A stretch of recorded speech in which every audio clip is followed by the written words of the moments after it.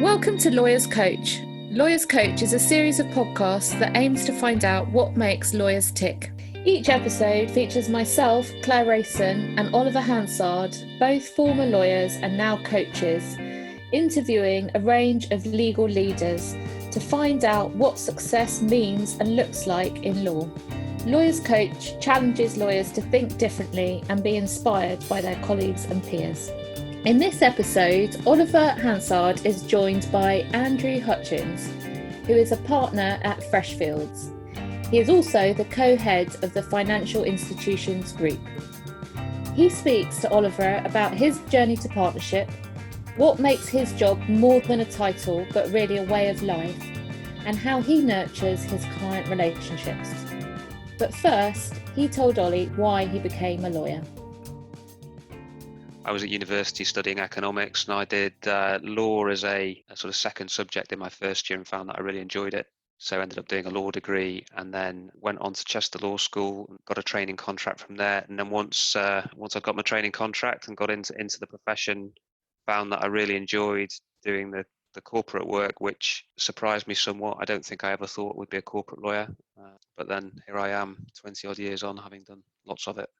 Where did you do your training? Which law firm? Was it at Freshfields? No. So I'm a northern boy, and when I was looking at training contracts, I was pretty focused on ending up in either Manchester or Leeds, which the big northern legal centres. And I got a training contract at Walker Morris, which is a single office commercial law firm in Leeds. And I was there for my training contract, and then spent the next 2.5 years there before I moved down to London. And was it what you expected when you got there?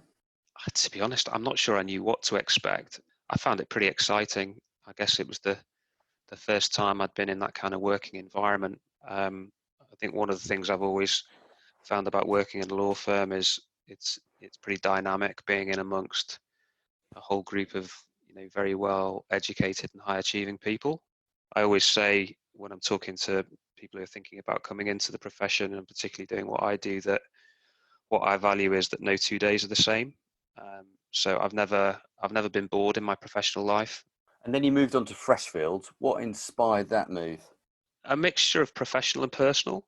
I guess I was in my mid to late 20s at the time, and from a professional perspective, having chosen to do corporate law, I worked on some deals opposite the city firms and found the kind of work that they were doing attractive to do, and sort of thought I'd like to test myself on the biggest and the best stuff. And then from a personal perspective, I mentioned earlier I was a sort of northern boy, and I initially had my sights set on staying in a big northern city. But one of the things I found when I went to law school was I made a lot of friends who had training contracts in London and were based in London, and I was keen to come and spend some time in London. When I took the job at Freshfields, I expected that I'd probably be there for 2 or 3 years, and then I would sort of take the city experience back with me somewhere up north. But that's never happened. So those first few experiences in Freshfields, how did that northern boy feel? Up in the city with those London lights, was there a big difference between the ways of working and the feel of the law firm experience? I didn't think there was an enormous difference, and it's not to say I wasn't apprehensive about it beforehand. I think before I joined, I thought the building in Fleet Street was quite intimidating. What I found pretty quickly is that within that big buildings, there's lots of smaller teams that work together, and there's the same sort of collegiate spirit of working together that I'd experienced at Walker Morris. What I also found was that within the firm, I felt it was a meritocracy. So didn't matter what your background was, where you came from. If you were good at your job, then there was the opportunity to get on. Culturally, I took to the firm very quickly and sort of felt very at home there. And you felt it like you fit in. You didn't feel like you were, different to the lawyers around you. Well, I've probably always had a sort of slightly state school northern chip on my shoulder, but I think that's been my issue rather than anybody else's. Was that ever an advantage, being different in that way? Well, I query really how different it is, but I think I suppose what I've thought over the years is that different clients and also people internally, but different clients attract to different types of advisor. And I like to think I'm a pretty straightforward person who gives pretty straightforward advice, and I think the clients I've attracted have sort of valued that in me. So yeah, if you can put it that way, there probably are some advantages. And you said that you thought it might be a 2 or 3 year gig, and now you've been there 15 years. You've become a partner. At what point did you think, yeah, this is for me, and I can make a real fist of this, and I can go a lot further than maybe you thought in the early days? It was one of those sort of gradual things, really, because I joined at 2.5 years qualified, and I was very busy when I first got there. And one of the things I did in my associate career at Freshfields was I did nearly a year secondment out in Paris. The firm were very good about that because I hadn't been able to do an overseas secondment as a trainee at Walker Morris. I said to the firm I'd very much like to spend some time abroad. And when I got back from Paris, as a senior associate, I was probably about 6 years qualified. There was a bit of a sort of shakeout of seniors from the firm, and it went from there being a very large pool of possible candidates for partnership to a much smaller pool. And I sort of looked at it and thought, well, hang on a minute, the competition here is not so great, and maybe I can make it. I think you're and being then very modest. and as the next couple of years shook out, then fortunately for me, it came through. And what was it? What do you think makes a partner in one of the big city law firms? I think it's a given that you need to be obviously technically very competent in your chosen area of law. But beyond that, it's a combination of things. It's being able to lead teams across transactions, and more generally, it's a thirst for winning work from clients and having the skills to do that. And frankly, having a good bit of stamina because there are times when it can be a pretty challenging job to do so. So Andrew, whilst you're a partner, I'm always fascinated to know in that role, how much lawyering do you actually do? I reckon probably more than you might think. So if by lawyering you mean like writing documents, with your pen out in anger, as it were, probably your keyboard out in anger, let's say. Yeah, so I think people who work for me would probably say I do quite a lot of lawyering. It's probably some of the associates probably say I do too much and I interfere too much. I still spend quite a lot of my time, reading the documents and making sure that they say what they should say. And I think lawyering is a lot more than the documents, though. I mean, I think, being involved in conversations that help, judgments be made on things which are maybe commercial, maybe legal issues is lawyering. That is what clients value. So yeah, very much. I think my job is lawyering. How much support have you had from the business in being able to become a successful leader? In addition to, the sort of on the job training, if you like, I have had a couple of spells of sort of third party coaching along the way, which have, helped me identify some of the things that might have been holding me back in certain situations, and have, enabled me to be, a better contributor. And is that quite commonplace in Freshfields, the use of coaching? Yeah, I think it is. It tends to be a bit ad hoc, so it tends to happen at different points in different people's careers. But I know a number of my partner colleagues who've worked with coaches at various stages, and indeed a number of our associates who've done that too. I mean, I found it to be a good thing because you're in a safe environment when you're talking to somebody, and you can be very open about your issues and experiences in a way that maybe you'd feel less comfortable talking to your peers within the business. You also mentioned winning work as a requirement for being a partner. I imagine before you got made up, you had to do a business case and demonstrate your ability with clients, not just on the technical side, but on a relationship and business development side. So the winning of work, therefore, is also a important measure for a partner. Yeah, and probably increasingly so. I think it's probably, look, it's always been important to have those skills, but I think it's a skill that law firms, not just Freshfields, probably look at more and more.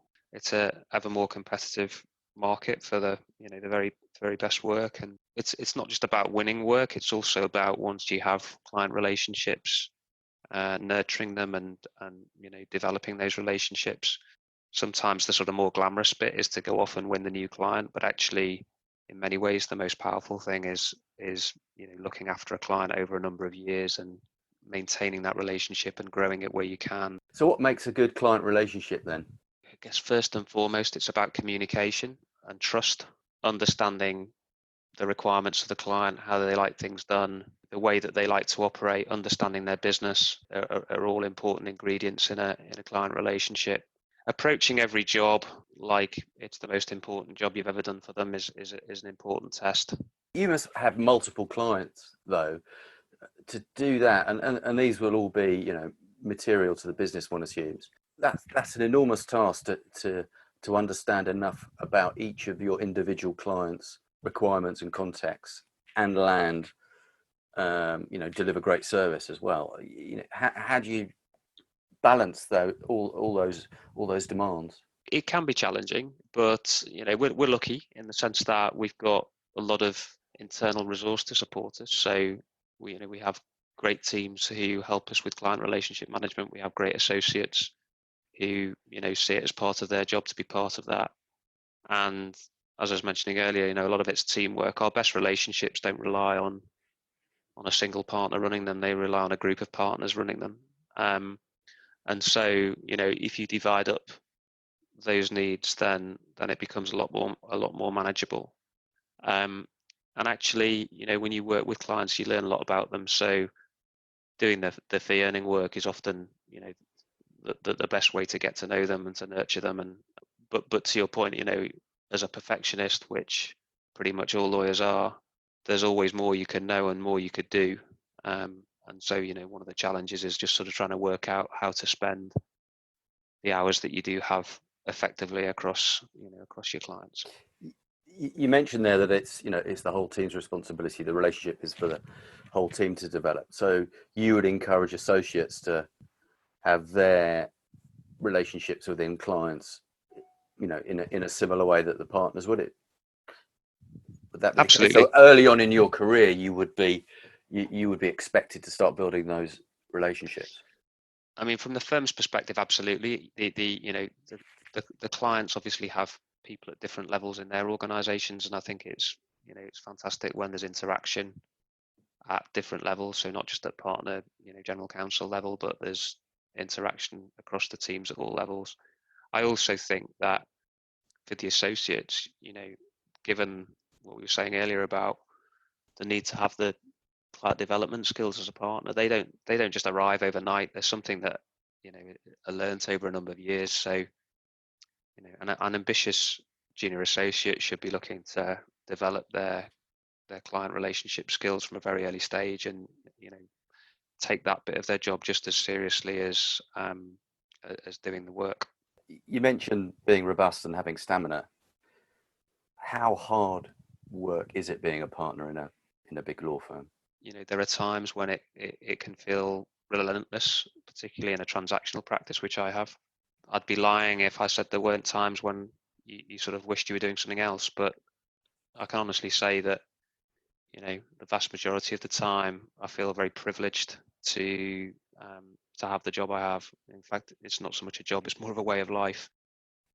Do you think the business gives not just the partners but all fee earners enough support in that pretty grueling at times environment? Well, I think that's something that's probably changed during the course of my career. The systems and the pastoral sort of side of looking after people has improved enormously, but there is sort of a lot of focus on ensuring that there is that infrastructure and support.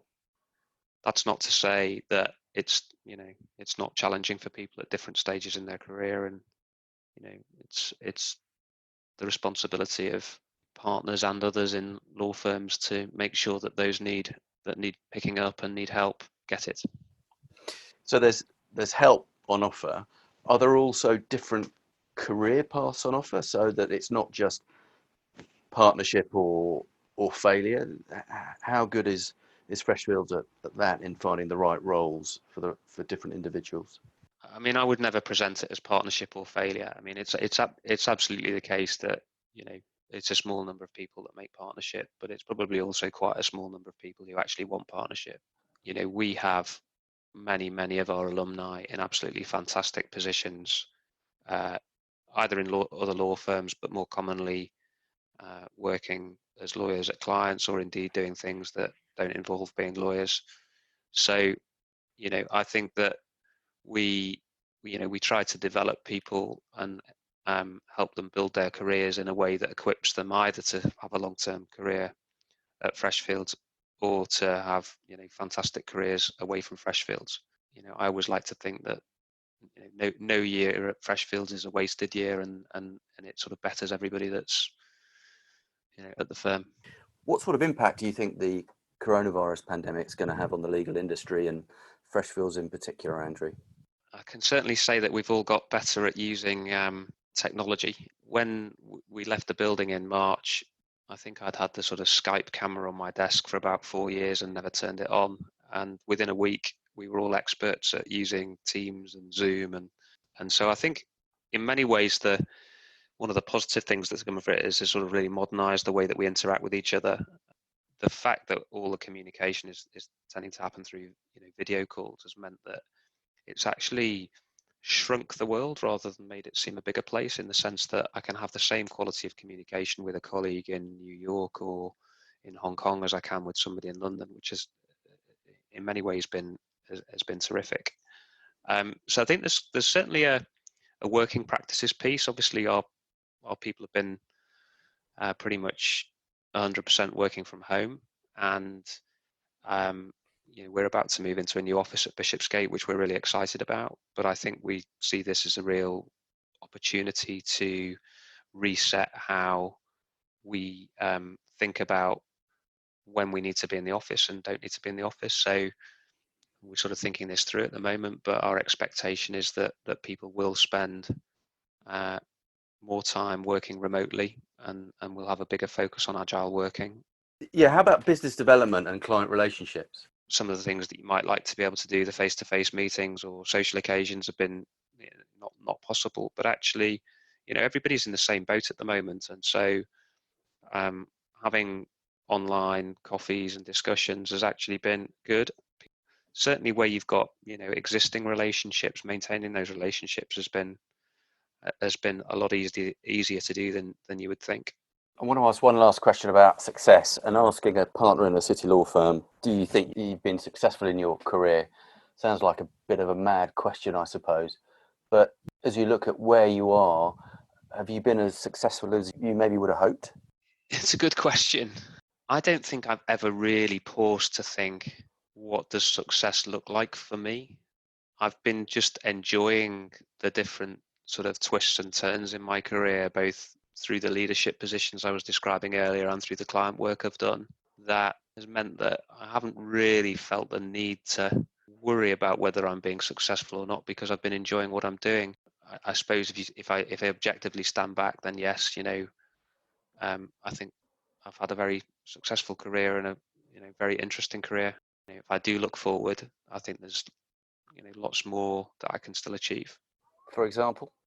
Well, I mean, there's more I can contribute in terms of the leadership of the firm. There are lots of different ways in which that can come about, but I certainly enjoy that aspect of my role. And from a client perspective, I've been very fortunate this last year or so, been working on one of the biggest deals in the market, and I sort of feel like I'm at the stage of my career where I've got the opportunity to work on a few more of those, and in many ways they're sort of career defining type transactions. So I think the combination of those things mean that I could have a very enjoyable further few years as a partner in a law firm. I still think